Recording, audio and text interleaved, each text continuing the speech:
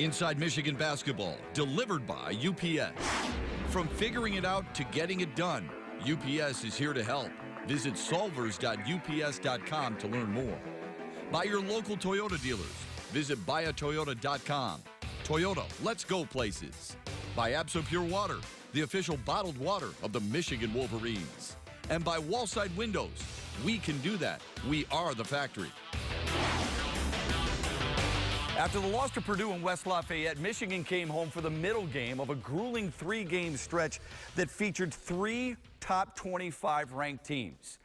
They welcomed Maryland for the second time ever to Ann Arbor. The Terps were ranked 3rd in the nation. They were 15-1, off to the best start in program's history.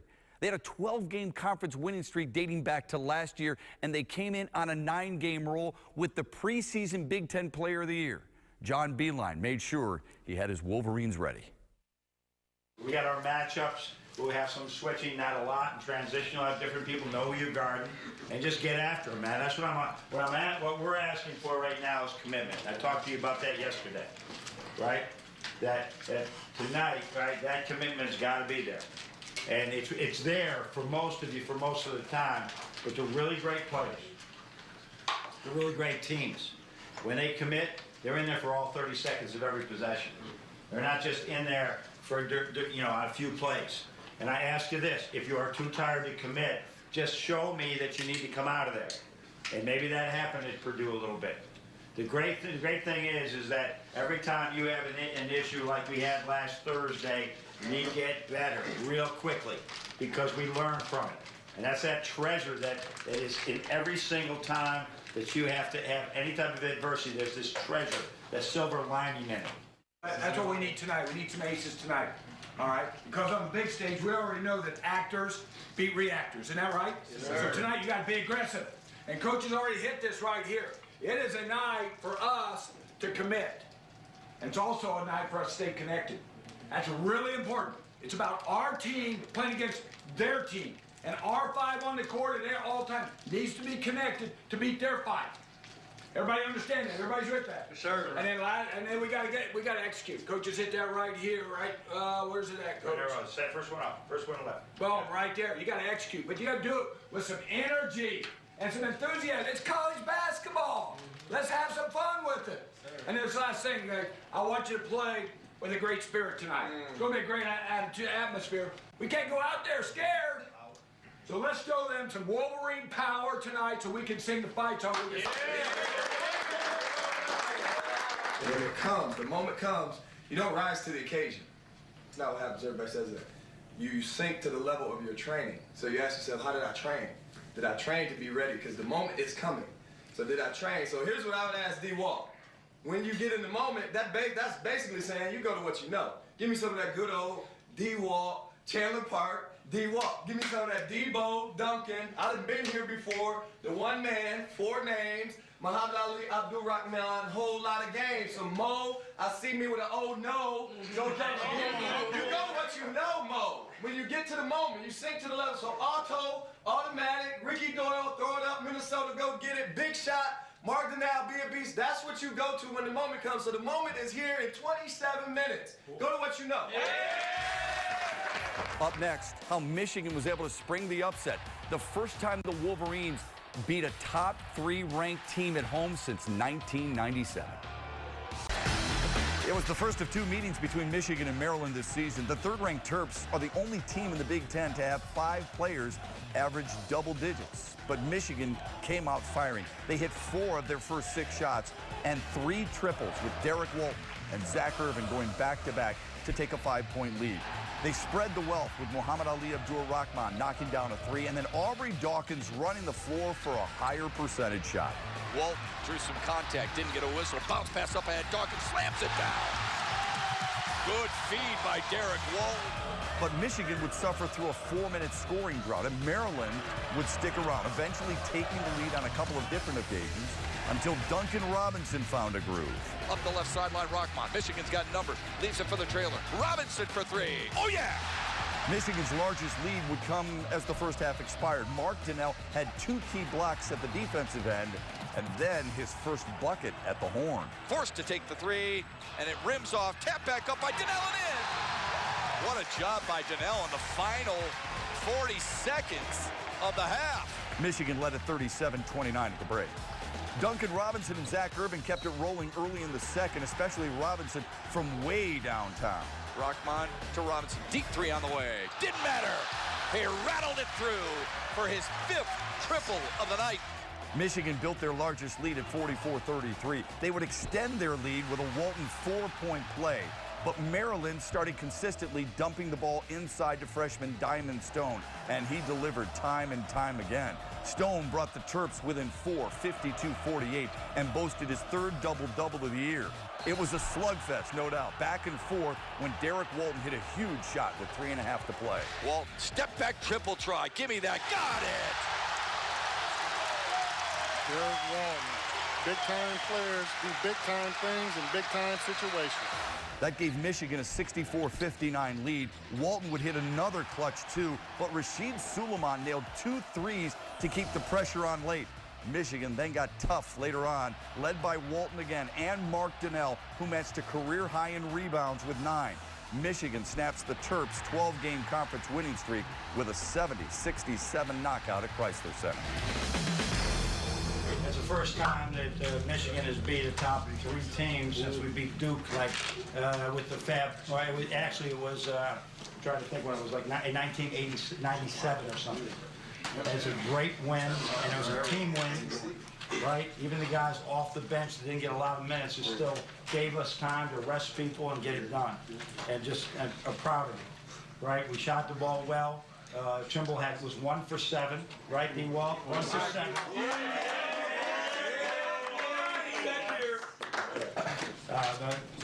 Muhammad Ali continues to see the court, 4 assists and 1 turnover. Derek with 10 rebounds. Mark with 9 rebounds. Biggest rebound of the year. And then huge shots by everybody down the stretch. Derek Zachary was a huge one. Mark with that big rebound. Just great. Aubrey, we couldn't score. All of a sudden you go to the game and you're laying it in.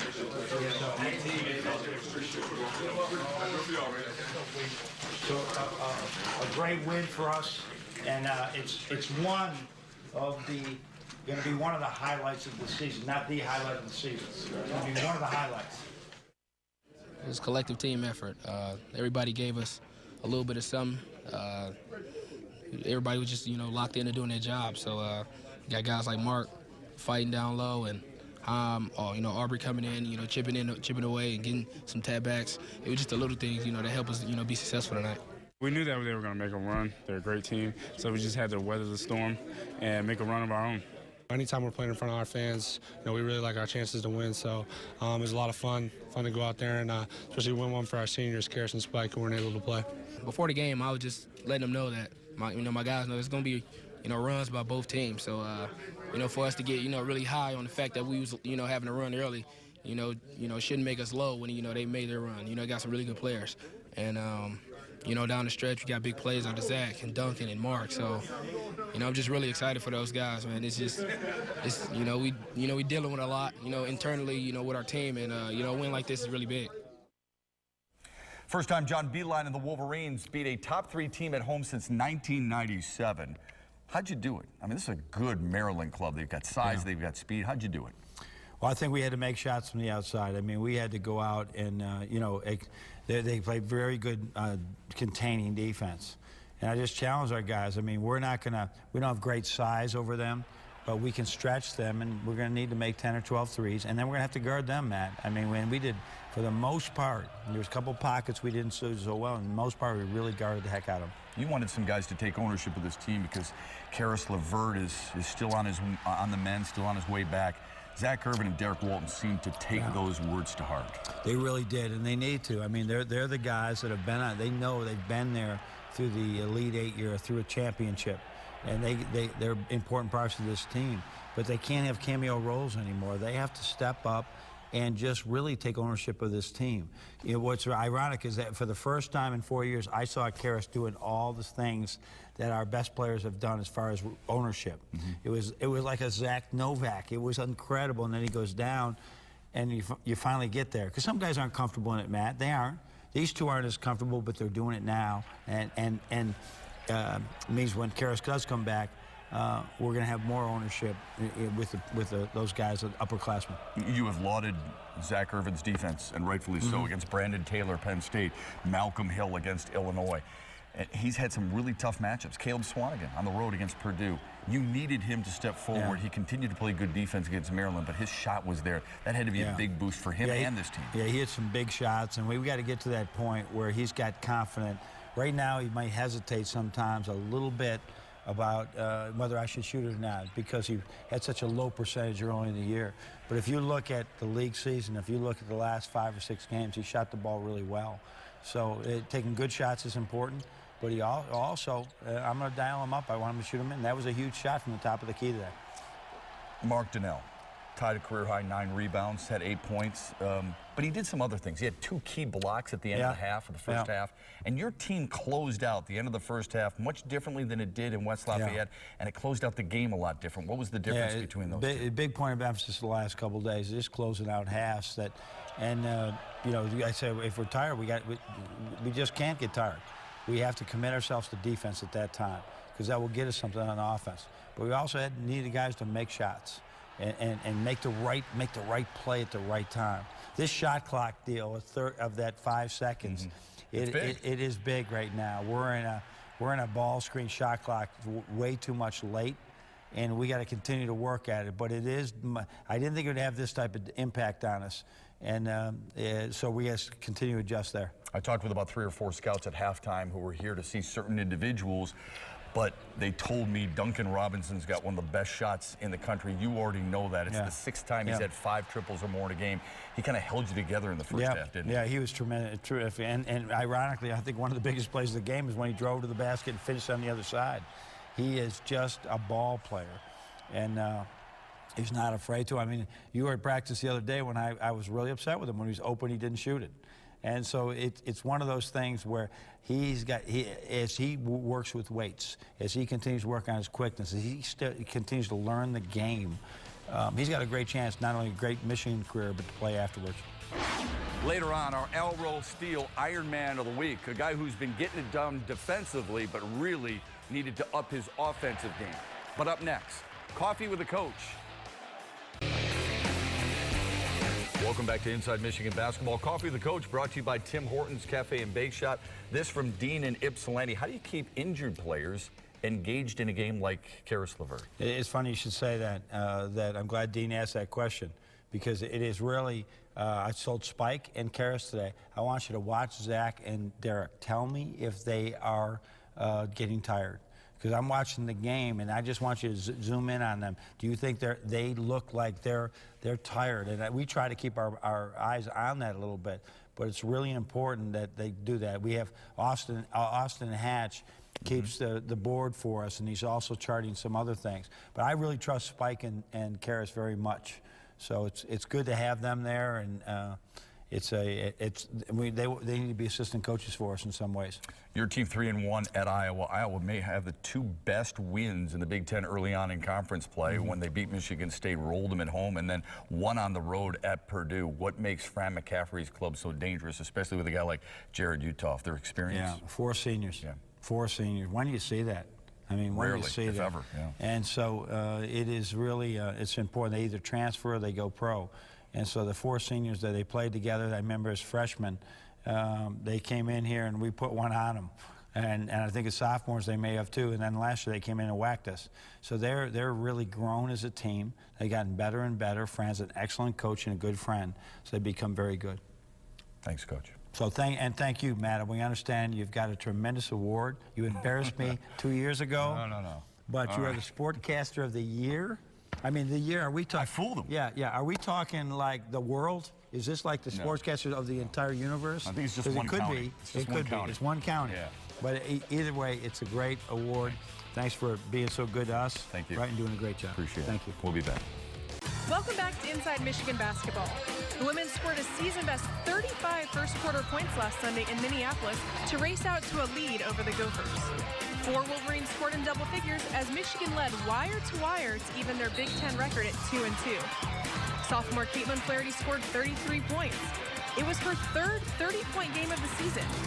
Junior Sierra Thompson added a season-high 18 points and 8 assists, while freshman Hallie Thome had 16 points. Senior Kelsey Mitchell scored 13 and had 9 rebounds, and sophomore Jillian Dunstan grabbed a career-best 15 rebounds for the Wolverines. 93-86, the final for Minnesota. 8th-ranked Maryland visited Chrysler Center Thursday. Michigan trailed by as many as a dozen in the first half before Flaherty scored the first 5 points of the third quarter to pull the Wolverines within a bucket. Thome completed a 3-point play, giving the home team the lead with just under 5 minutes remaining in the third quarter. But Michigan would go scoreless the next 6 minutes, and the Terps rolled off a 12-0 run. The Wolverines counter with a 10-0 run to cut the Maryland lead, but it wasn't enough as the visitors pulled off the 74-67 win. Flaherty led Michigan with a game-high 23 points. Thome finished with 15 points and a career-high 5 blocks. Michigan is at Penn State this afternoon when they take on the Nittany Lions at 2 p.m. The Wolverines are back at home on Thursday when they host the Ohio State Buckeyes. For more information on the Wolverines, you can always check out our website, mgoblue.com. For Inside Michigan Basketball, I'm Sarah Van Meter. Inside Michigan Basketball, delivered by UPS. From figuring it out to getting it done, UPS is here to help. Visit solvers.ups.com to learn more. By your local Toyota dealers. Visit buyatoyota.com. Toyota, let's go places. By Absol Pure Water, the official bottled water of the Michigan Wolverines. And by Gardner White, you'll overpay anywhere else. It's now time for our Al Rose Steel Ironman of the Week. Here's Ed Kongursky. With the start of a new year, Zach Irvin is feeling like a new man. Up 25-15, a leaner for 3. Give me that. Zach Irvin's got 3 triples in the half. Slowed by a back injury, Irvin has found his shot of late and is just now getting close to where he wants to be. It was tough. I felt like I had a lot of momentum. My game was really starting to evolve at the end of last year. And then, just to be sidelined with the back injury, it was frustrating. But, I just had the support from my teammates, coaches, and my family. And, they told me it was going to be a process, and I knew it would be. At the start of the season, my game wasn't where I wanted to be, but now I'm starting to get back in a rhythm. In a candid moment after surgery, Zach set social media abuzz with his photo from the recovery room. I told my mom I wanted to get a picture after it was done. I was definitely nervous going into that. So, I still had the drugs, so it was funny to see the face I was making with it. We all know Zach, the scorer. He can be unstoppable at times. But where you should be watching is on defense. He's one of the few guys with the talent and the desire to take over a game on both ends of the court. I really take pride in our defense. I think that's something that we all try to take pride in defensively, because we know once we can get stops and we get out in transition, I just think that makes our team a lot better. Irvin says he took a lot of heat for leaving his home state of Indiana. His relationship with the Michigan coaches, all 4 of them, was and continues to be a source of great impact. Those 4 guys is like a second family, and they just get me better each day, and they told me they were going to help my game develop, and it's happening right in front of my eyes. I just got to give all the credit to them. They're the best 4 coaches I've had in my basketball career, and I learned so much from them. When his basketball days end, hopefully many years from now, Zach says he'd like to be a TV analyst, like the effervescent Dick Vitale. Hopefully I'm able to play this game for as long as I can, but after that, I'd actually want to get into being an analyst. I think that's pretty cool, especially having Dickie V at the game, one of the legendary analysts that there is. That was awesome. Spoken like a true PT peer. For Inside Michigan Basketball, I'm Ed Kongursky. A light week for John Beilein of the Wolverines this week, but it is jam-packed next week. 2 road games at Iowa and at Nebraska, sandwiched around a home jump against the Minnesota Golden Gophers. We'll have all the highlights and reactions for you right here on Inside Michigan Basketball. We hope you can join us. Until then, have a great week, everybody, and go Blue.